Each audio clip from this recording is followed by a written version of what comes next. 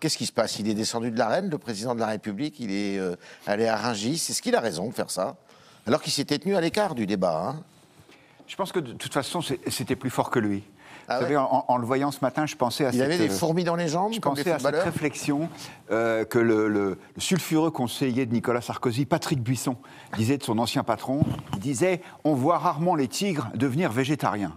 Eh bien, cette espèce de retenue qu'avait Emmanuel Macron sur le dossier de la réforme des retraites, en laissant Elisabeth Borne en premier rang, sans se jeter dans l'arène pour participer au débat, ça ne lui ressemblait pas. Et je trouve que le timing n'est pas mauvais, puisque finalement, certes, il y a eu une mobilisation dans la rue, mais elle était plutôt déclinante. Il y a des divisions politiques dont on reparlera tout à l'heure. Donc il s'est dit, je vais reprendre la main. Mais encore une fois, je pense que c'était vraiment c'était l'instinct vital qui parlait là. Loris, est-ce qu'il ne prend pas un risque finalement parce qu'il s'expose? Il a dit des choses, il a dit... il a été très sarkozyste finalement dans son propos. Il a dit il faut travailler plus, il n'y a pas moyen. Oui, et il a dit lui-même j'assume les comparaisons avec mes prédécesseurs, donc la connotation est affirmée, est assumée bien sûr. C'était un appel à cette France qui se lève tôt. J'étais avec lui ce matin à 5h30. Alors vous y étiez, oui. Il Comment est arrivé passé, au marché de Rungis et c'est une déambulation qui a duré plus de 3h30. Il était loin d'être végétarien en l'occurrence, puisque c'était au milieu des étals de viande, donc on a ces carcasses de Alors on bœuf voit d'ailleurs suspendues. les carcasses de Il a viande. passé dans le pavillon emblématique de la triperie. Il a rencontré des bouchers qui l'ont interpellé sur les difficultés à embaucher avec les pénuries de main-d'œuvre, sur évidemment la retraite à 64 ans, son projet qui est contesté. L'accueil n'était pas hostile, mais il a été sur les retraites, par exemple, des interpellations vives, nombreuses, mais pas d'hostilité manifeste, qui a permis pas d'agressivité, ce qui a permis au chef de l'État donc de déployer son nouveau credo sur le travail, puisqu'il a une hâte, c'est de sortir de cette séquence des retraites pour Alors on va en parler. Ouvrir une nouvelle page, et notamment autour du travail, avec un projet de loi sur le plein emploi qui suivra celui des retraites et qui sera censé adoucir avec des aménagements sur les carrières, avec des mesures pour lutter contre les licenciements de seniors notamment. Donc ce sera un moyen de tempérer la réforme des retraites. Alors c'est ça qui est quand même assez étonnant, Bruno Cotresse, c'est que en fait ils ont changé de discours sans arrêt avec l'autre tête de l'exécutif sur l'objectif de cette réforme.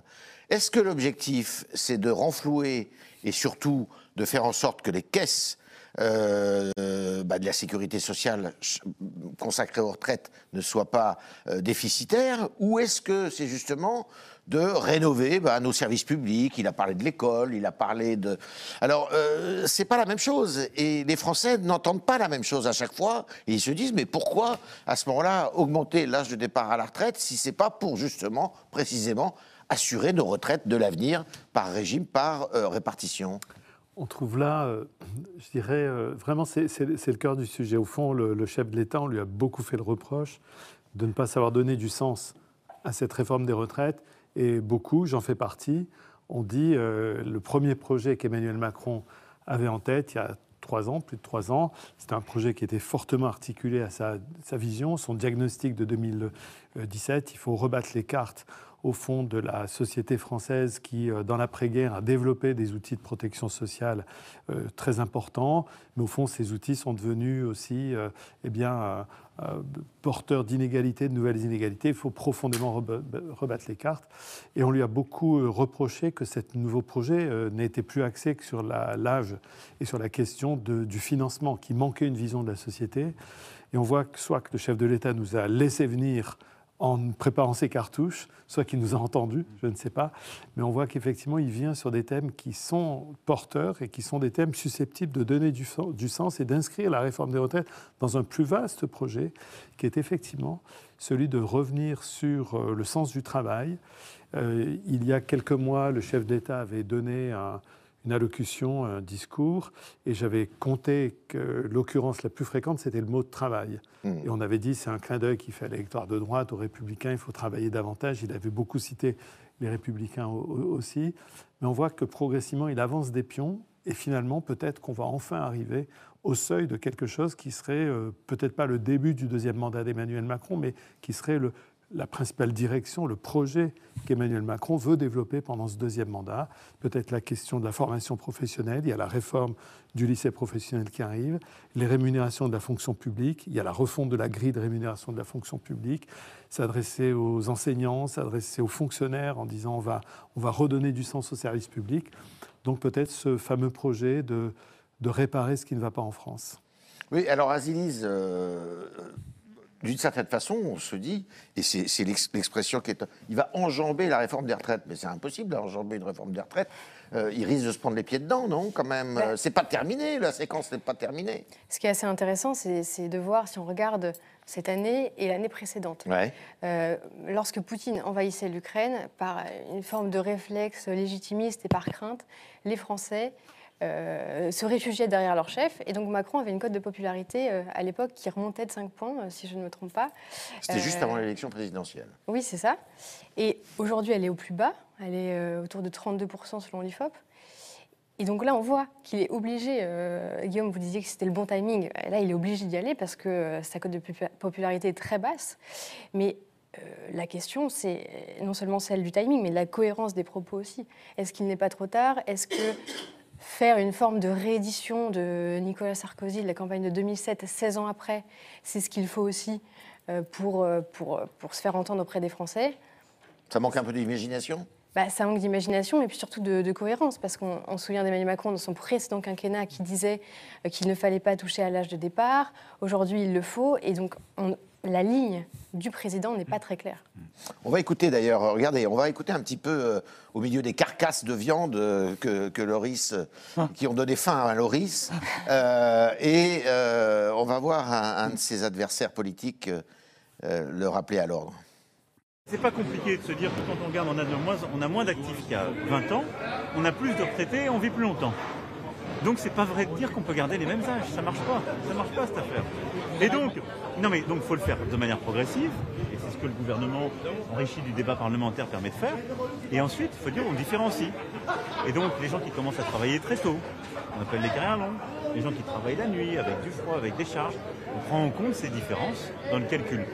Mais dans l'ensemble, les gens savent que oui, il faut travailler un peu plus longtemps, en moyenne tous, parce que sinon on ne pourra pas bien financer nos retraites. Une fois qu'on a rendu hommage à cette France qui se lève tôt, il faut aussi, j'allais dire, mettre les actes en concordance avec les mots. Voilà, c'est cette France qui travaille, qui aujourd'hui supporte l'essentiel, par exemple, du poids fiscal en France, qui est exclue des cadeaux fiscaux de M. Macron. Et donc, pour le moment, c'est plus un exercice de com' ou d'après-vente après la réforme des retraites que quelque chose de concret. Guillaume, c'est vrai que c'est assez extraordinaire parce que le travailler plus, il y a 6 ans, dans l'objectif de cette réforme des retraites, c'était pas du tout l'objectif. C'était de faire justice et de rassembler tout le monde dans un même régime. Alors que là, maintenant, il n'est plus du tout question de ça. Et il nous sort une recette qui va avoir 15 ans maintenant, travailler plus. C'est moins ambitieux dans son concept, cette nouvelle réforme des retraites, puisqu'on se souvient que le programme présidentiel du précédent quinquennat, c'était de fusionner tous les régimes dans un système unique qui est effectivement plus juste, vous le disiez tout à l'heure, puisqu'en fait, chacun avait des points en fonction du nombre d'années travaillées, et ainsi, quel que soit le régime de retraite, tous les salariés français, du public ou du privé, étaient placés à égalité. La vérité, c'est que, ce truc était trop ambitieux, 2, et ça, Édouard Philippe l'avait vu assez rapidement, ça ne réglait pas le problème. Parce que le problème, il est aussi basique que ce que vient de rappeler le président de la République qu'on vient d'entendre, c'est-à-dire, comme on vit de plus en plus longtemps et qu'il y a de moins en moins d'actifs, faut travailler plus et partir à la retraite plus tard. Donc c'est moins brillant, mais à mon avis, ça a le mérite de la clarté, c'est compréhensible, et je pense que Emmanuel Macron agit sur un bon levier en rappelant ça. Les Français sont majoritairement hostiles à cette réforme, et c'est normal, sauf miracle. Moi, quand on demande aux gens, est-ce que vous avez envie de bosser plus, c'est rare qu'on dise oui. C'est rare qu'on dise oui, sauf quand on a la chance d'avoir des métiers passionnants comme les nôtres. Et pour autant, je pense que les Français sont à la fois opposés à cette réforme et qu'ils y sont résignés. Je peux me tromper, mais je prends mon risque. Ouais. Je ne crois pas à un blocage généralisé de la France au retour des vacances. D'ailleurs, le simple fait de ce timing, les syndicats qui disent, bon, finalement, on ne va pas bloquer le pays avant les vacances, on verra ça quand on rentrera. Objectivement, ce n'est pas la mentalité du grand soir, ça. Hein. Donc, Emmanuel Macron l'a compris, il en joue. Et je pense qu'il a raison parce que c'est assez cohérent avec sa promesse de départ qui était de redonner une dynamique à la France. Et comme on le sait, quand on veut retrouver de l'énergie, il faut commencer par travailler plus. Oui, puis c'était sa seule, je dirais son seul argument fort de campagne électorale quand il s'est représenté à la présidentielle. Loris, il a une chance folle, le président de la République, finalement. On ne le dit pas assez. Il a des oppositions qui sont complètement éclatées les unes avec les autres. La seule qui est un peu réunie, c'est celle du Rassemblement national, mais qui ne dit rien, précisément. Et il a un front syndical qui n'est pas autant qu'on dit aussi fort que ça. Il n'est pas dans la radicalité. D'ailleurs, il a eu beau jeu en Conseil des ministres la semaine dernière d'accuser les oppositions de manquer de cohérence. Ouais. C'est une phrase qui a pu fuiter du Conseil des ministres la semaine dernière. À la fois sa chance et son risque pour lui, c'est l'attitude des Républicains. Et sans mordre sur ce qu'on va dire dans la troisième partie de l'émission, les divisions des Républicains ont été pour son camp un moyen de dire, regardez, le camp de la réforme, c'est nous sommes les seuls à être cohérents, à vouloir, malgré tout de même des oppositions en interne dans la majorité, elle ne fait pas bloc non plus. Mais c'était un moyen, au niveau de la rhétorique, de dire, regardez, nous sommes le camp de la réforme, et les Républicains, eux, se divisent. Ils ont pu pointer du doigt le parti de droite, mais en même temps, ils ont besoin de leur voix décisive. Ils ne pourraient pas souffrir une division trop importante des Républicains avec des voix qui pourraient leur manquer au moment du vote final. Donc ça, c'était un moyen, bien sûr. Je voulais revenir juste sur le système universel à points, parce que dans la majorité aussi, ça reste un regret, ce système plus ambitieux, plus vaste, cette fusion de 42 régimes en un régime unique. Ça reste un goût d'inachevé tout de même dans la bouche de certains soutiens d'Emmanuel Macron. Et le président lui-même, ce matin, a dit qu'il laissait les partenaires sociaux s'en emparer à nouveau s'ils le souhaitaient.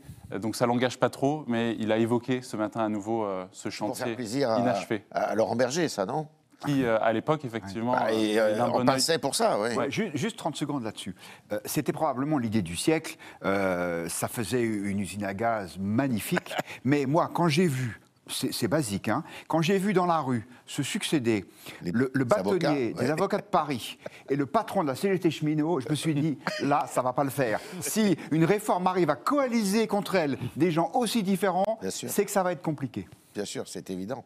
Et c'est pas simple. Et c'est pour ça qu'il a abandonné, d'ailleurs. Bruno Cotresse, s'il réussit cette réforme-là, il y a des chances quand même. Vous êtes d'accord avec ça ? Ouais. Finalement, après, il a un boulevard, non ? Il a un boulevard. Parce qu'il va y avoir des morts derrière.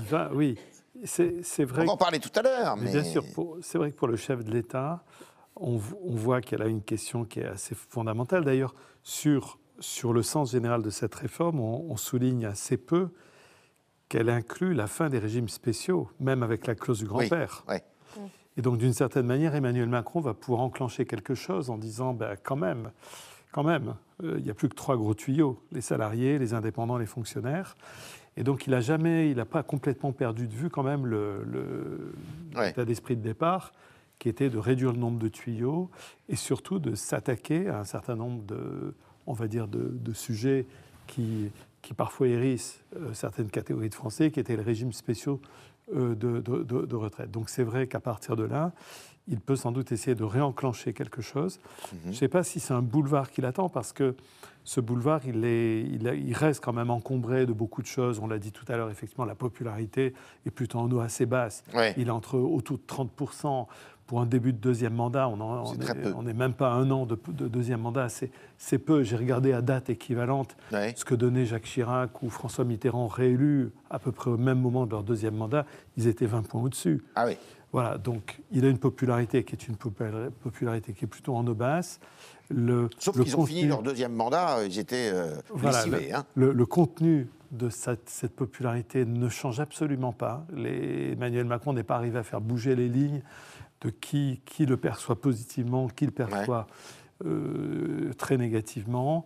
La Première ministre, pour le moment, sa capacité à être perçue dans l'opinion comme un personnage intéressant à suivre, etc., pour le moment, ce n'est pas du tout évident. Compliqué, très compliqué pour elle. Et finalement, il n'aura peut-être pas tellement de capital politique pour continuer à faire des réformes qui seraient au moins aussi ambitieuses que celles des retraites. D'accord. Donc je ne dis pas du tout qu'il va continuer après à gérer la France en bon père de famille. Ce n'est pas du tout le style d'Emmanuel Macron. Ça, pas du tout. Il va sans aucun doute vouloir enclencher de nouvelles choses. Mais je pense plus en cohérence avec donner une image qui rééquilibre un petit peu le message, travailler plus. Mais maintenant, effectivement, je l'ai dit tout à l'heure, il va y avoir la réforme du lycée professionnel sur lequel ils font beaucoup d'espoir pour enclencher l'idée de l'alternance, de l'apprentissage. Ça concerne beaucoup de gens, ça ? Ça peut parler à un certain nombre de catégories qui se sentent un peu éloignées du pouvoir. Il y a la question des rémunérations de la fonction publique, avec un très important chantier vu le nombre de fonctionnaires en France. Donc voilà, un certain nombre de dossiers qui vont permettre au chef de l'État de revenir vers l'image de Macron le réformateur, alors qu'il n'était plus que Macron le gestionnaire de crise. À cet égard, certains veulent renouer avec l'ADN du Macron 2016. Souvenez-vous de cette loi Macron de libéralisation d'une partie de l'économie. Quand il était ministre de l'économie. Exactement, quand il était ministre de l'économie 2015. Avec une loi Macron 2. Et certains disent la future loi travail, projet de loi plein emploi, doit être une loi Macron 2 où on doit repenser le télétravail, les contrats de travail, la semaine de 4 jours. Du libéralisme, en fait, alors. Libéraliser davantage, revoir une partie du code du travail pour aménager un certain nombre de dispositifs jusqu'à, certains évoquent, l'expérimentation de la semaine de 4 jours.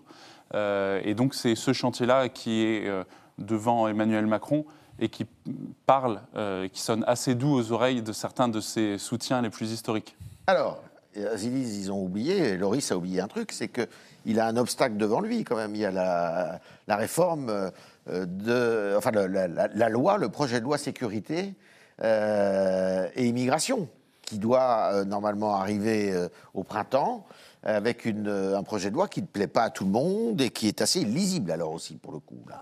Oui, mais alors là, on va pas empiéter sur les sujets qui viennent, mais seulement si ils ont une opposition, et notamment, je pense à la droite, qui est aussi désorganisée et aussi peu prompte en fait à répondre dans l'hémicycle, ils seront encore gagnants, une fois de plus. Ouais. Et c'est justement exactement ce que disait Loris. Là, il a un boulevard parce qu'il peut renouer avec le Macron qui a été élu en 2017 et qui a été élu pour réformer la France. Donc sa chance, c'est de ne pas avoir d'opposition aujourd'hui. Ah oui, ça... Et notamment sur les retraites, LR avait un boulevard pour parler de la natalité. On a énormément parlé dans le Figaro, on a été les seuls à dire que cette réforme des retraites devait être adossée à une politique nataliste. Ouais. LR, on ne les a pas entendus là-dessus, alors que c'était leur chance.